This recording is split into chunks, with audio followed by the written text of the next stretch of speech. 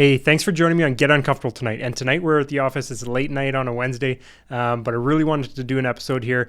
We recorded a couple. We just aired an episode with Pierce Kroll, founder and CEO of Insurely, and we just recorded one with Danielle Cherwick, founder and CEO of The Headroom, and a bunch of other stuff. And just with that entrepreneurial spirit, there's a couple things that really stood out to me, and I really wanted to do a deep dive in between these two episodes and kind of share my thoughts on a few things. So whether it's fitness, business, tough conversations, being creative, side hustles, all that kind of good stuff. I think what Danielle and Pierce really showed us was that it really starts with the ability to get started before you're actually ready. So we're going to talk about it a lot tonight. Excited you're here. Let's get into it.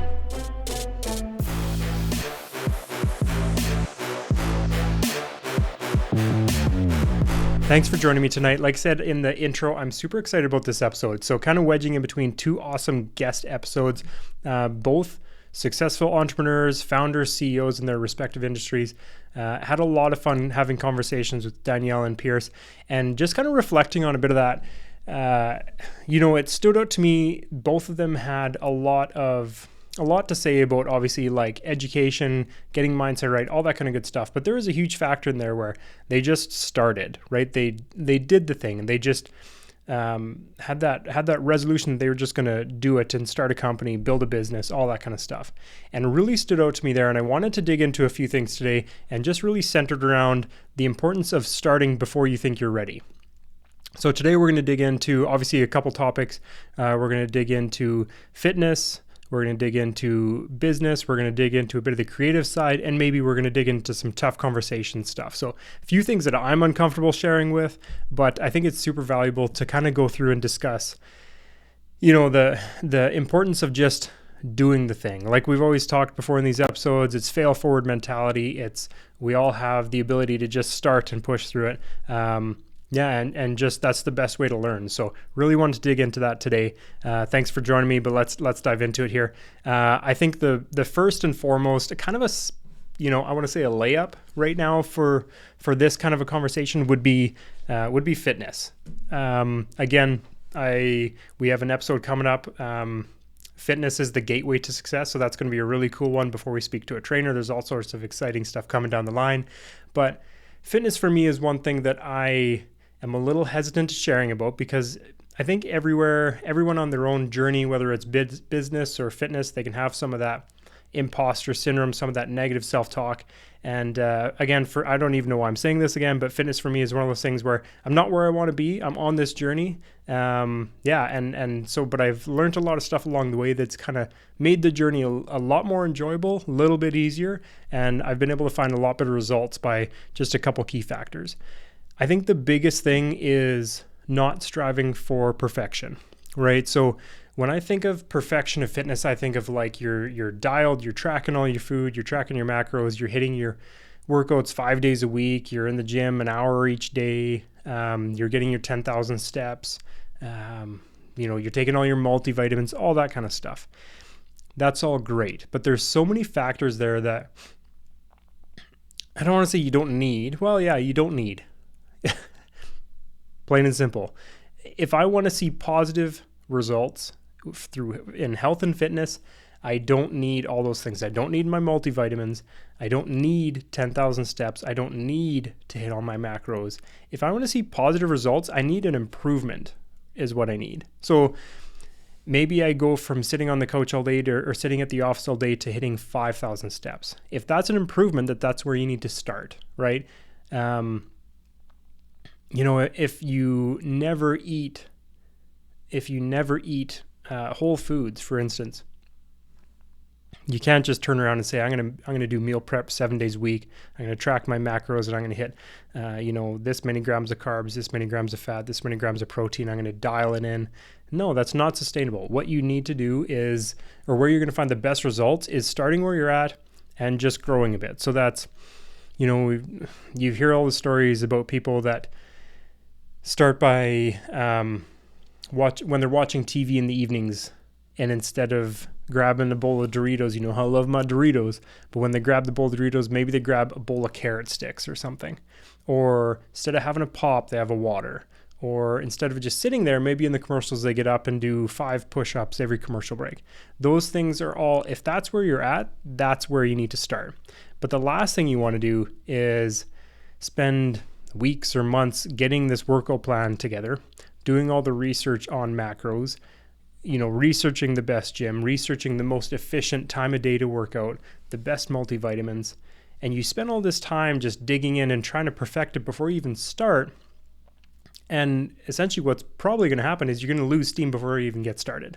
So for me in my life, I found my best successes come from getting realistic and kind of looking in the mirror, which is maybe a different episode, but look in the mirror in the sense of like, not only look in the mirror and say, this is who I am now, this is what I look like, what I need to change, whatever, but more looking in the mirror is like, where am I at now?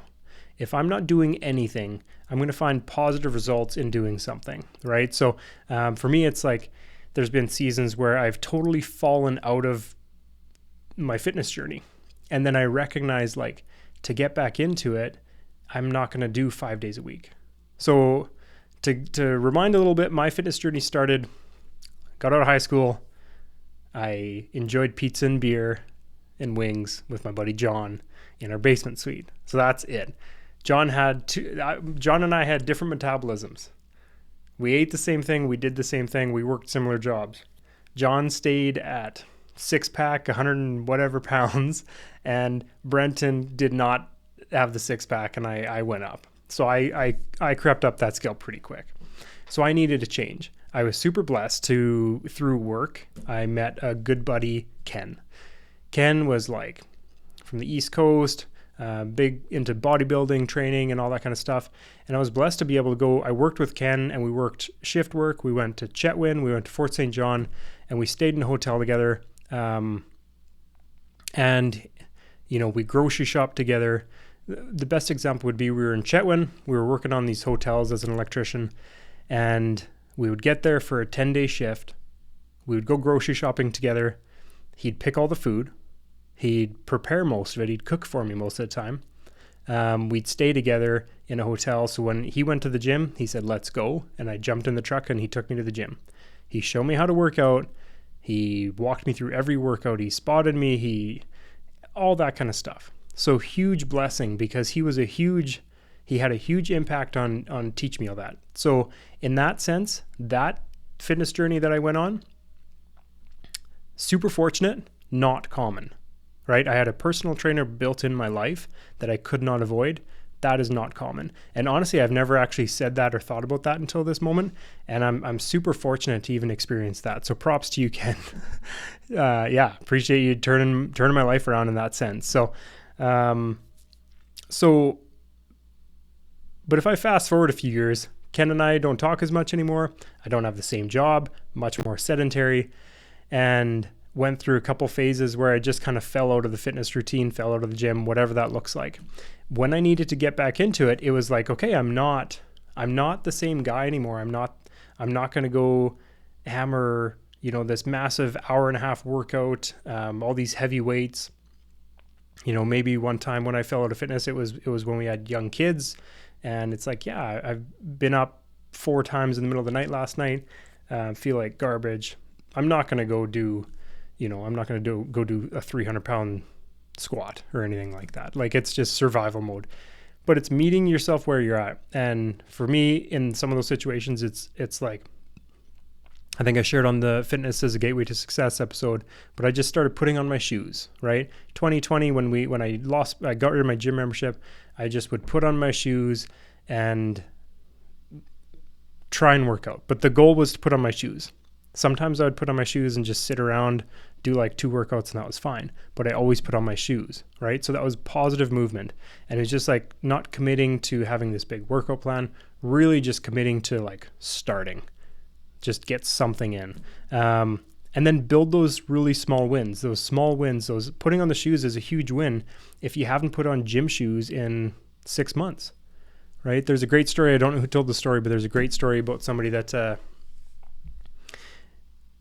they tried to get into a fitness routine and they committed to going to the gym 5 days a week for 6 months. And they committed to not working out.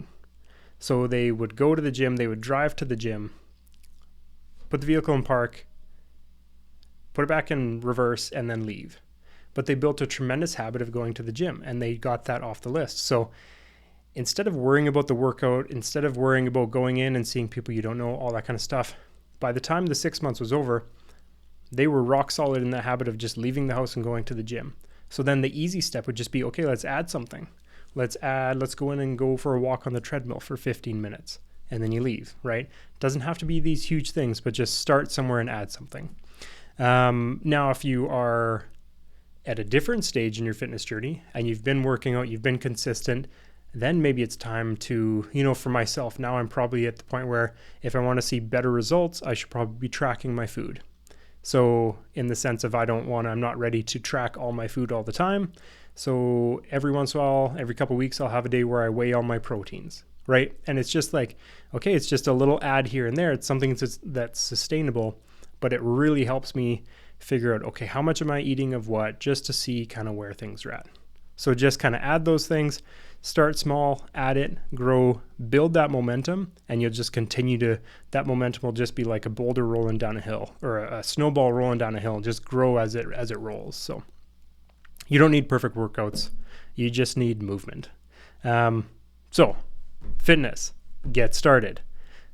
Whether it's go for a 5-minute walk, do a short workout, or like I said earlier, choose the water instead of the Pepsi, right? Huge changes if you're in that stage of your fitness journey.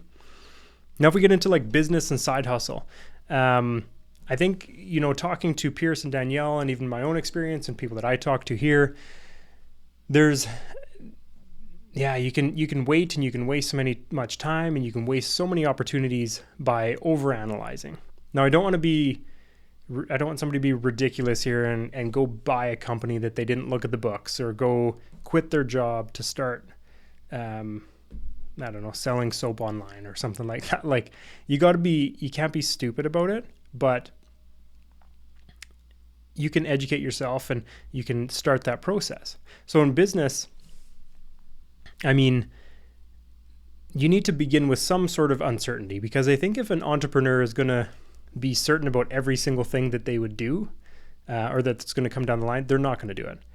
I think it was Pierce that said on the episode, if I knew what it was going to be like, I would have never started a company in the first place. But by the time you get to that point, you're so invested and you love it so much, and it's like your baby, and it's, it's just like oxygen for you, that the hard times are something that you can work through. But if you actually knew how hard it would get sometimes, you probably would have never started. So a really good testament to just like starting. For myself, I went from being an electrician to jumping into real estate. Everybody, well, I shouldn't say everybody, but a lot of people have the idea to jump into real estate. It's super fun. I'll say all the cliche things. I love people. I love houses. I want to make my own schedule.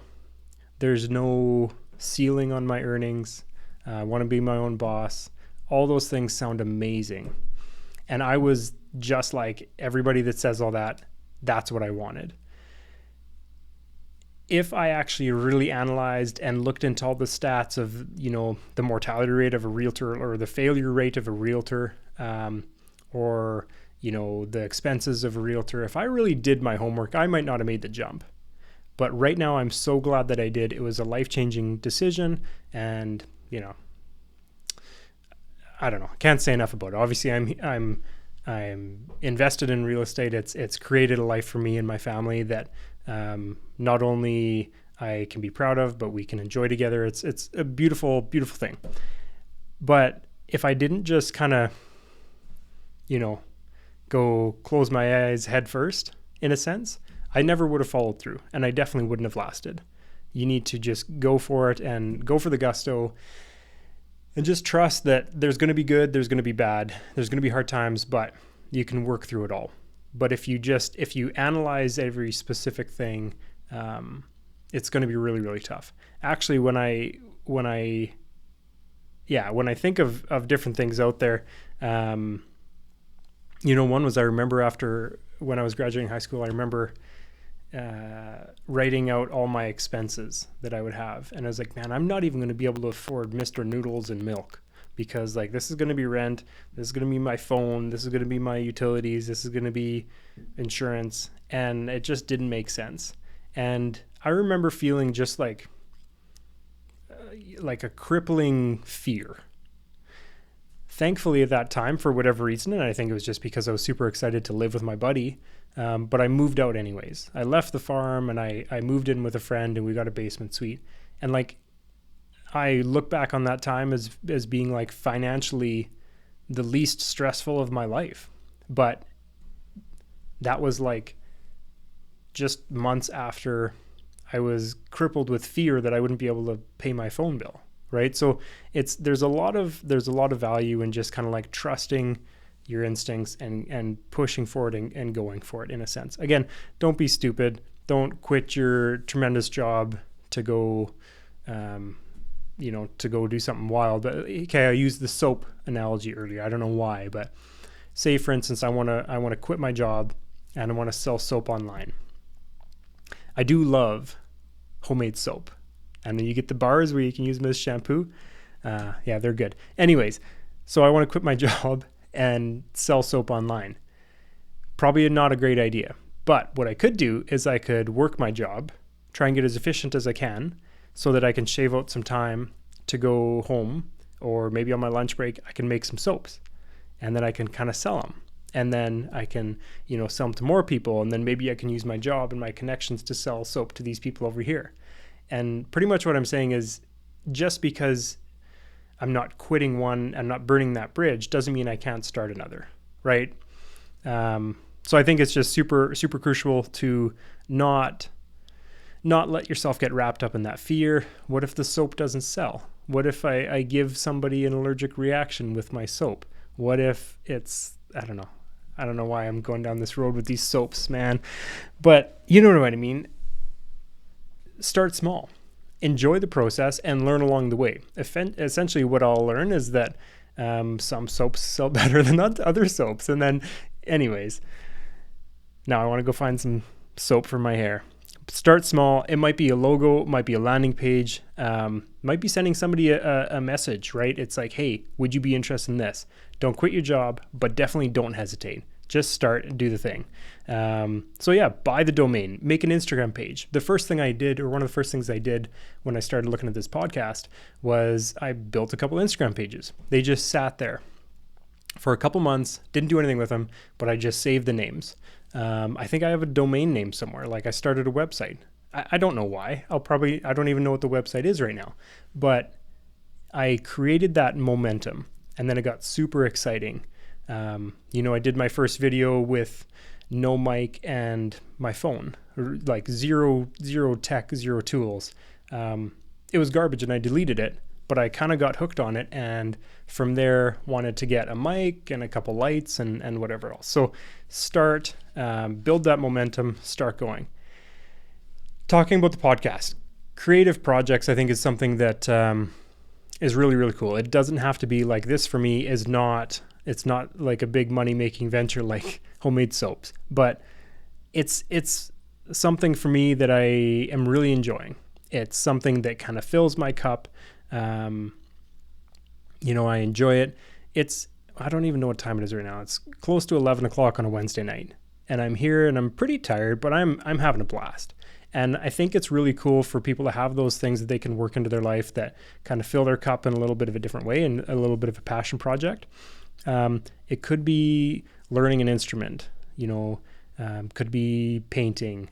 In the past, we have like old quads on a piece of land, and I enjoy, like, I don't know what I'm doing, but I enjoy tinkering with these quads. I'll take them apart and I'll, charge a battery, or I'll try and bend the racks back, or just all these little things, or I'll take it out to my buddy Kyle's and we'll work on it and he'll show me how to clean a carburetor.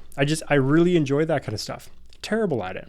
But if you ever want to learn how to clean a carburetor, take it off the quad and then you'll have to find a way to put it back on. So just to start is cool. Like I said, painting, drawing, something that you're passionate about. Doesn't always have to be business and fitness. if I want to write a book. It doesn't always have to be a bestseller. I can write a book. I can journal a bit just to start, and not be worried about how good it's going to be or what the result is. Perfectionism is fear in disguise, right? You're kind of waiting for that perfect result, and most people, and myself in many situations in the past, have utilized that perfectionism to not do the thing because you don't want to put out a bad result. I think the best way to get the best result is to start and practice. And again, I'm not saying if you want to be a surgeon, just go find someone to cut. Like it's start somewhere, hone your skills, and make your soap in the basement, and don't refinance your house or anything like that, but have some fun with it. So for the podcast, it was like, record the video, just start, do the thing. For a lot of people, if you want to write a book, just write an idea, write the first page, publish the thing, you buy the domain and just kind of start it, right? Get creative in that process and really lean into what it is. You're not going to regret trying. One cool story I have is we lived in one of our places in West Point in Grand Prairie. It was like, I don't know, 10 years ago. And it was like, I feel like smoking meat was just kind of getting out, just kind of getting cool. And I thought it'd be so cool to have like this big built-in barbecue in our backyard, this big smoker. I was going to have like the brick with the pizza oven on the side, and it was going to be cool. And I drove, hopefully I don't get arrested by this or for this, but I seen a big pile of bricks at an old construction site one day, and it was like something that had been ripped down, and so it had all the mortar and stuff on it. I didn't want to pay for the bricks to build this smoker. So I went and loaded up my truck. I knocked all the mortar off. I cleaned all those bricks, and I started building this smoker. Like, I put the concrete pad down, and I legitimately, like, this is almost brutal to say, but I got like concrete pad was down. I love working with my hands, so that was super fun. And then I got to like 4 rows of brick, and I realized it was going to be a tremendous amount of work, and I didn't want smoked meat that bad. So I ripped it out. I tore it down. The reason I tell you this is because, for one, I started it. I enjoyed it while I was doing it. In a certain sense, I've failed, which I know a lot of people are scared of the word failure, but I failed because I didn't finish it. Wasn't something that I wanted to do anymore. And obviously it was hard, and it's not that fun to lay old brick for just a random project in your backyard. But I look back on that experience, we'll call it. And for me, there's a ton of value in doing it. And I'll tell you, because now every time I see one of those built-in barbecues or built-in smokers, I'm like, yeah, I don't actually want one of those. I don't want to build my own smoker. And because I've already tried. Now, I don't have to go through life wishing that I tried it, right? Oh, I was going to do this and I never did. I know for a fact I don't want to do it because I tried it and it sucked, right? That's a similar mindset for me with this podcast. Is like, I didn't want to live my life thinking about, oh, I should have tried that, or I should have done this. In reality, if this is a total bust and it goes nowhere and I have to delete all this and have to, move because I'm embarrassed or whatever, at least I will be able to move forward in my life knowing that, hey, I had an idea. I put it out there. It was fun while it lasted. And here we are, and go on with my life, right? So I think there's a lot of benefit in just like, especially in those creative projects, just to try it and just have fun with it, and don't put so much pressure on yourself, but also don't feel like you have to, have a perfect product before you can actually try something. Try macrame, do the thing, like whatever you want to do, give it a shot. And last point for me, when we're talking about getting started without being ready, it's tough conversations, man. Like, those tough conversations is probably one of the most important things you can do, or you should do before you're 100% ready. Again, not saying be uneducated, go have a tough conversation. I'm not saying go ask for a raise before you know what kind of value you bring to your boss, or go, I don't know, whatever, you don't go break up with someone before you ask the question first, whatever that looks like for you. But I think realistically, avoiding hard talks really just delays growth and delays that learning curve. The readiness in those situations, especially, readiness is kind of an illusion, because regardless of what the conversation is, you're probably not going to be ready for it in the sense that you're not going to be super prepared. You can make your notes, you can chat GPT, you can practice, but you're not going to be ready if you sit down with your partner and they start to cry. Like, regardless of how much you expect it, it's still going to suck. It's still going to be brutal. It's still going to feel like somebody's stomping on your heart. But it doesn't mean you can't do it or you shouldn't do it. I can look at it. We don't have to get into specific conversations. I don't even know if I remember specific conversations, but I know, I get super vulnerable with you in my marriage. So we've had things where, both Ashley and myself have wanted to bring up. And I'm super thankful to be in a relationship where, we can have that time and we can sit down and say, like, hey, just this has been on my mind. This is what I'm thinking. And there's been times where she's brought stuff up to me and I've brought stuff up to her. And I will never say those conversations are fun, right? Like, I know I do things that annoy her and that's fine. But I want her to bring that to me, right? If I have a bad habit, something just stupid and silly, if I'm chewing with my mouth open, or if I'm chewing my fingernails or something stupid, I want her to be able to say, hey, Brenton, this is what's going on.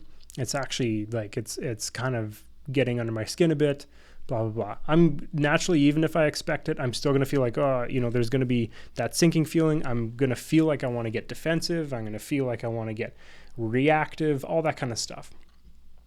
But I think the amount of times that, especially that I've seen in our own relationship, and she might kill me for even talking about this, but the amount of times that I've seen in our relationship where we can have a conversation where we're going into that conversation and whoever brings it up knows it's going to be uncomfortable, but we can go through that conversation realizing that discomfort is temporary and realizing that we're going to gain a bunch of clarity,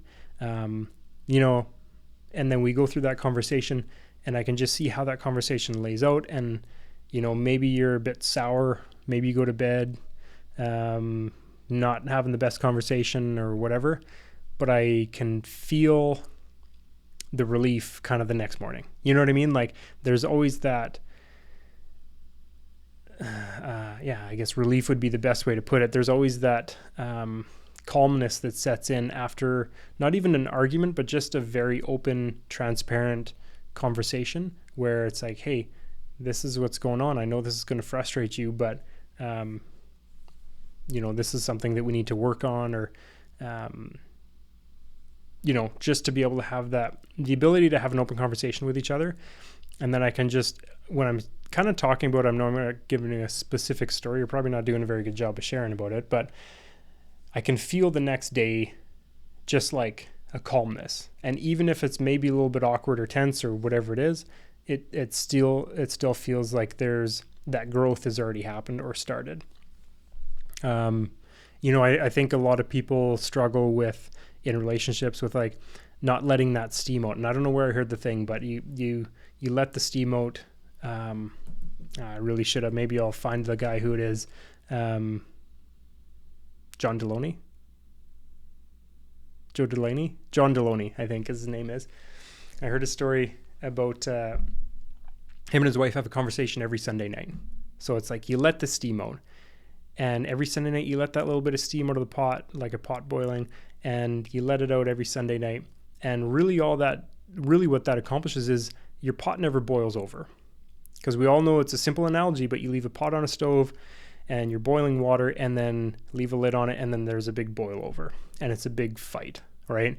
But if you let that steam out every Sunday night or whatever that ritual is, every week or every couple weeks, and you have that day where like, hey, let's talk about something, you just keep letting the steam out and you don't have that big boil over. And I think that's what so many relationships are kind of centered around, whether that's a spouse, a parent, a son or daughter, a coworker, all that kind of stuff where it's like, man, if there's something that needs to be brought up, to have a very quick, open, and transparent conversation and just kind of let that steam out is super, super valuable. So I would really, really say, set up the talk, send the text, say the thing, book the conversation.